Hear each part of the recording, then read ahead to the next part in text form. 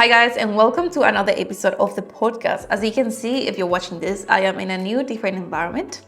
I'm trying to test to see which space in my house feels better for me, looks better as well. So let me know what you think. Last time it was in the couch, today is gonna be here in the table. But today we're gonna be talking about something very, very interesting.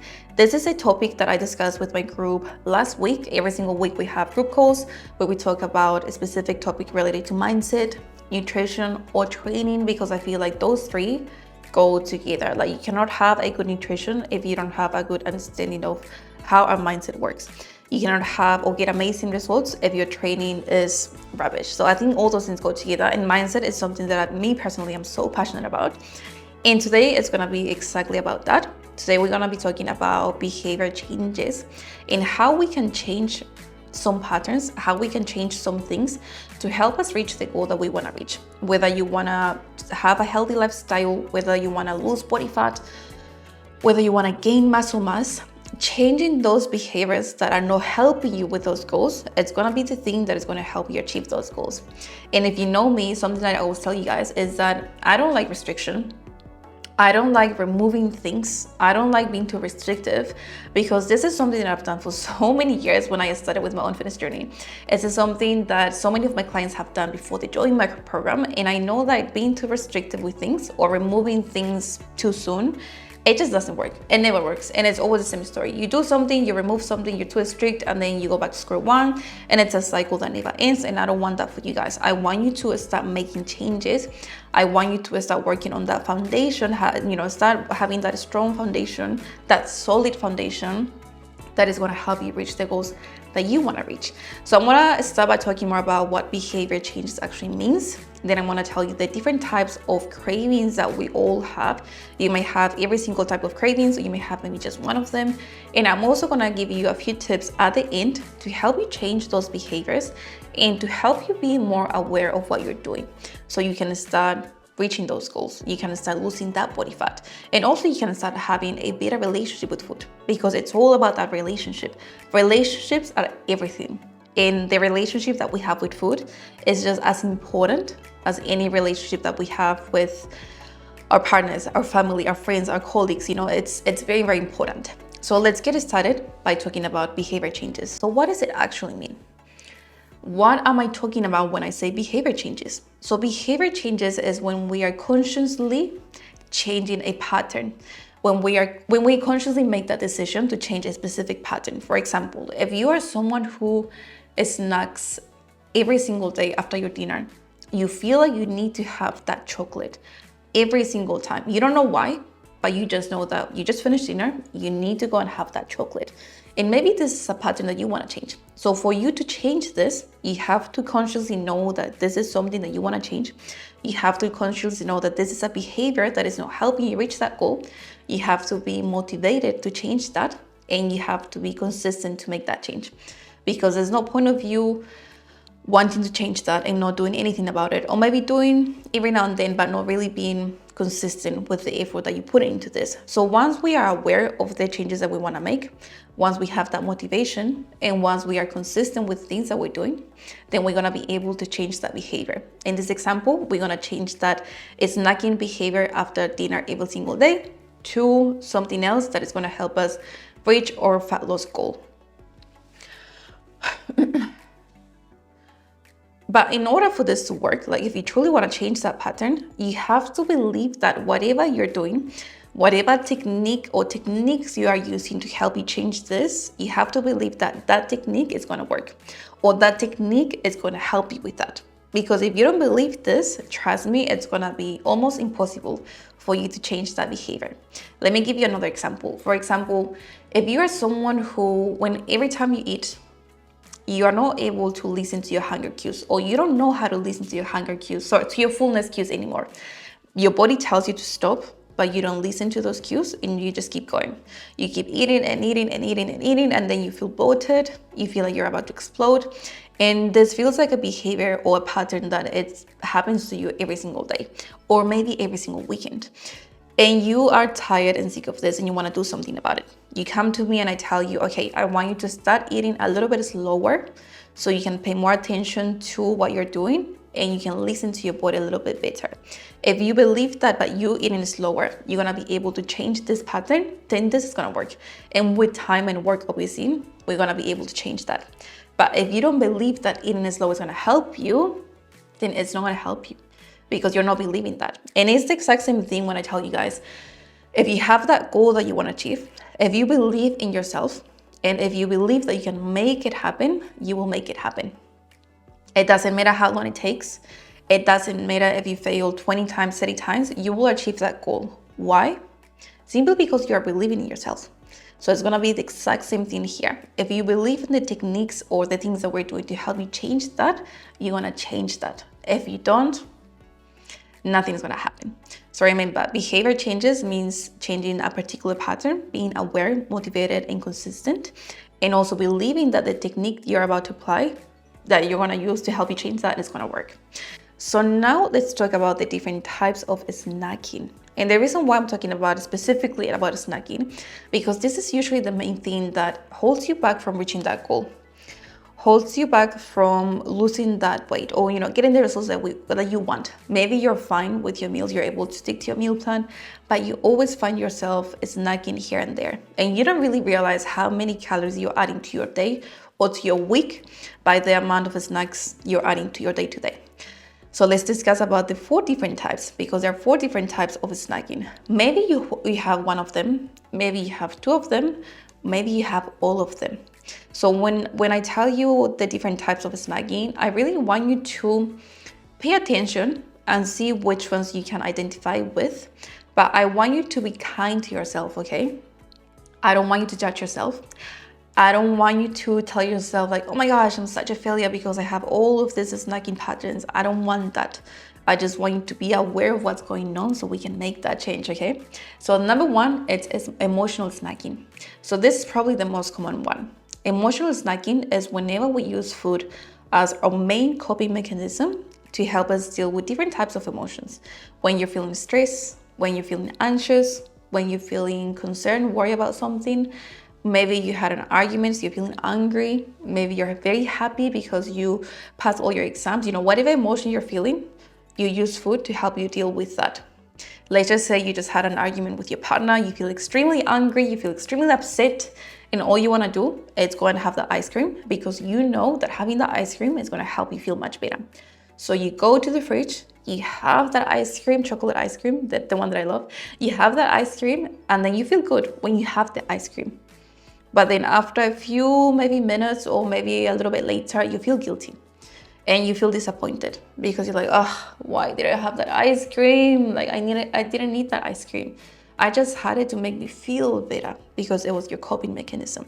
So that's the first type of snacking, emotional snacking. And this is one that I can relate to 100%. Second one is the habitual snacking. So you snack out of habit. For example, I want to use my mom as an example because this is what she does every single day. My mom, she's someone that every single time after she finishes her lunch or dinner, she feels like she needs to have something sweet. She's not hungry because she just finished having her main meals, whether it was lunch or dinner, but she feels like she needs to have something sweet. So what does she do? Every single time she finishes her lunch and dinner, she will go to the kitchen and she will have something sweet, whether it's some chocolate, ice cream, some cookies, whatever she finds, she will have it. And she's been doing this for years and years and years and years. She's 60 something, 63 now, I think, 63 or something like that now. So she's been doing this for so many years. So for her, it's just a habit. She needs to have that sweet thing after she finishes with those main meals. So that's the second type of snacking, habitual. The third type of snacking, it's mindless snacking. For example, when you are watching that TV show, when you're at the cinemas watching that movie, when you are, what else? When you go to watch a show or whatever, when you're at a concert is always alcohol. You feel like you have to drink something, not because you want it, you're just mindlessly drinking that beer or drinking that vodka. If you're watching that TV, you're mindlessly having that popcorn, not because you want to, not because you're hungry, or maybe you want to, but you're not really hungry. You're not even enjoying it. You're just mindlessly, watching that TV, eating that popcorn. When you're at the cinemas, again, you're having that popcorn, or you're having those lollies, or you're having ice cream, whatever it is. But with mindless snacking, we're not too aware of the things that we're doing. We're not really enjoying that thing. We're just having it just to have it. And the last type of snacking, it's social snacking. So I think the names explain this one itself. Social snacking is the one that we have or we do whenever we are at a social environment. Maybe you're with your friends, maybe you're at a party, maybe you are at the work too, your cousin's house, whatever. But you are somewhere that there's food and you start having that food, not because you're hungry, but because you're socializing. And a good way for us to socialize is over food. Talking about a specific topic and have it that, or maybe because that food is available there, you feel like you want to snack. I want to try this, I want to try that, all of that, and you just eat, and eat. You're not really hungry. You're not really thinking about it too much.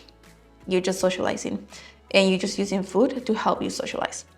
So those are the 4 different types of snacking. Emotional snacking, the most common one. Habitual snacking, mindless snacking, and social snacking. So I really want you to take some time, pause this video if you have to, and I want you to identify which types of snacking do you have. Take your time and remember, be nice to yourself. I don't want you to judge yourself. I don't want you to be mean to yourself. I just want you to be nice and just identify, be aware of which type of snacking you have. Now that we know this, the next step is gonna be to do an audit to ourselves, a behavioral audit. Why, or the reason why this is gonna help, and I think the reason why I'm explaining this is because, again, if we don't believe that this is gonna help, then whatever I'm gonna tell you, it's gonna be useless. But knowing why this is gonna help, I think it's gonna help you understand why we're about to do the things that I'm gonna tell you. So the first reason, well, there are 2 reasons, but the first reason why doing this little audit on yourself or doing these steps that I want to tell you, it's because you're gonna be more aware of what you're doing. And the second thing, it's because you're gonna be able to have a better control. You will not longer feel that food is controlling you or those snacks are controlling you. You are gonna be the one in control. So let me break it down. So with awareness, let's use the example of having that chocolate after dinner every single day. Next time you finish your dinner, instead of you just running to have that chocolate, you're gonna be more aware of what you're about to do. And by awareness, or how we can apply awareness, is by taking a little pause, like literally pausing before you run and have that chocolate, and doing like a little check-in with yourself, like having like a mini conversation with yourself. Ask yourself some questions to see whether or not this is actually something that I'm gonna enjoy. Is this actually something that I need? Is this actually something that's gonna make me feel good? And by you taking that little pause and having that check-in with yourself, it's gonna be easier for you to be aware of what you're about to do and maybe change that if you have to. It's all up to you. Let me give you an example. Let's say you go to, I don't know, the mall because you wanna buy something. Let's say you wanna buy some hair products, okay? I keep touching my hair, so let's talk about hair products. You really need to you don't really have to, but you walk into the hair salon and you just see all these like different products here and there, and you wanna get this shampoo. You don't need it, but you wanna get it. You wanna get this shampoo just because you see it there. You see that everyone is using it. You see that it's very popular. It works really nice. But that shampoo, that bottle of shampoo, it's $500. What do you do before you go and spend that? If you're someone impulsive, you might just go and spend that money and then you might regret about it because you might be like, what the hell? I just spent $500 in a bottle of shampoo. But by being aware of the action that you're about to take, you probably take your time and you ask yourself some questions like, do I really need this shampoo? Is this really gonna be something that is gonna help me with my hair? Is this something that I'm gonna feel happy about? This is something that I'm gonna feel happy about after I purchase this? Do I really want to spend $500 on just a bottle of shampoo, nothing else? Once you have that little check-in with yourself, you will be able to make the decision that is best for you. If you think that is worth it, you're gonna spend that money. You're gonna get that shampoo. You're gonna feel happy about it because you know that this is a good decision. But if you tell yourself this is not worth it, like I don't think spending $500 in a bottle of shampoo is worth it, then you're not gonna buy that and you're gonna feel happy about your decision. So see, whether you did or you didn't, you felt happy about the decision. Why? Because you had that little check-in, that little conversation with yourself. So first step, awareness. Or first reason, awareness. Second reason, it's control. You're gonna take that control back. You will not longer feel that chocolate, it's controlling me. That ice cream is controlling me. Food is controlling me. Because right now, I can guarantee if you keep having those snacks, if you keep snacking here and there, it's probably because you feel like food is controlling you. You feel like you don't have that control. But once you take that control back, trust me, things are gonna change. So those are the two reasons why. Before I tell you the tips of what I want you to start doing once you have that snack or once you feel like you want to have that chocolate, I want you to keep something in mind, or I want you to start thinking about something. I really want you to start thinking about your future self. You know, if my goal is to, let's just say, lose body fat, I really want to start thinking about, okay, this is me right now. You know, I'm here. This is my future self. What does my future self looks like? How does my future self acts on a daily basis? How does she, behave on a daily basis? What actions is she taking? What actions is she not taking?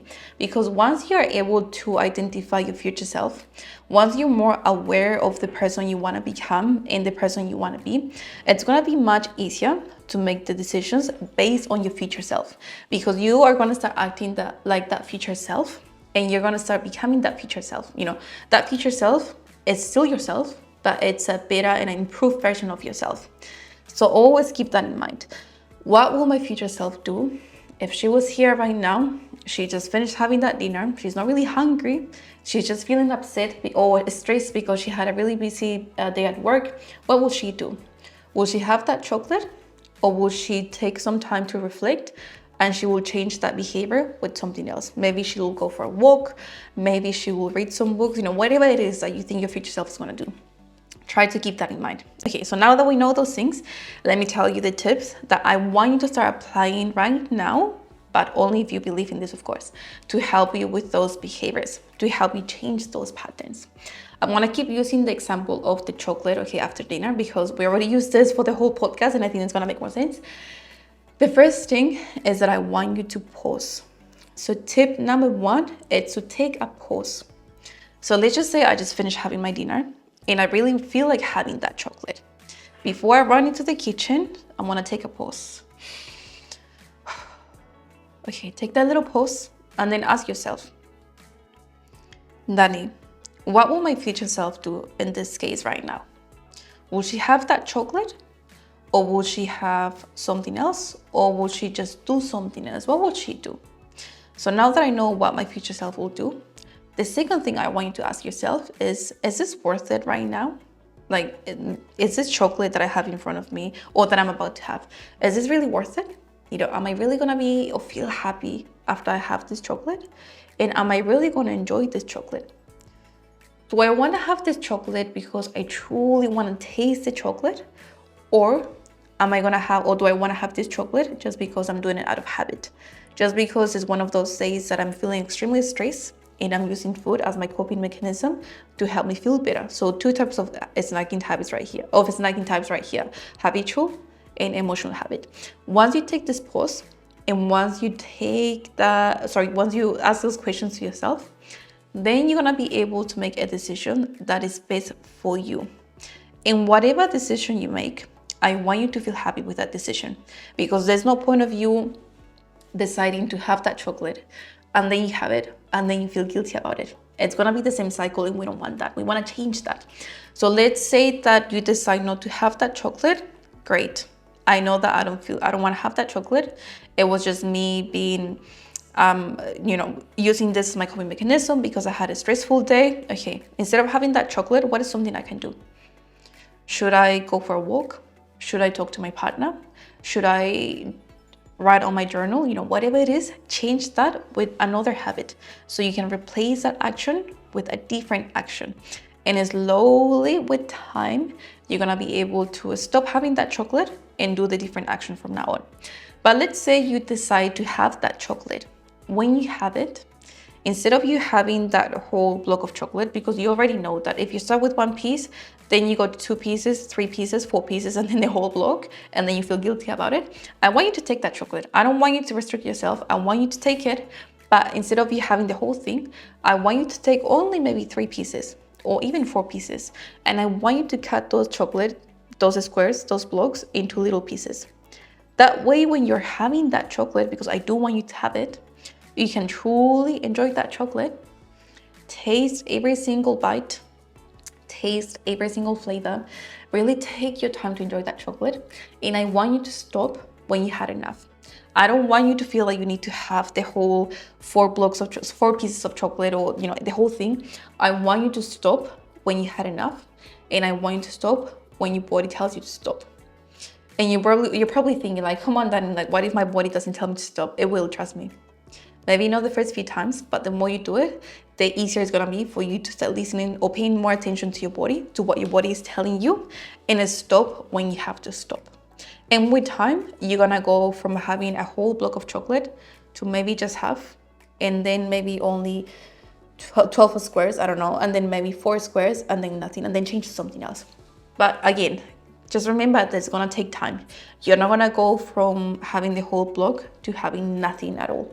We don't want restrictions, okay? So if you go from having the whole block to only having half of the block, this is already a win. This is already progress, okay? So I want you to acknowledge that progress. So remember, first thing, take a pause, ask yourself those questions, and if you decide to have that chocolate, break it into little pieces. Listen to your body and stop when you're satisfied. You don't need to have the whole thing. And then be happy with your decision. Be happy with the decision that you made. Don't feel guilty. Don't feel bad. Like that chocolate itself, it's not gonna make you gain 20 kgs overnight. That chocolate isn't gonna throw away all the progress that you have been doing or making in the past weeks or months, okay? So I want you to understand that.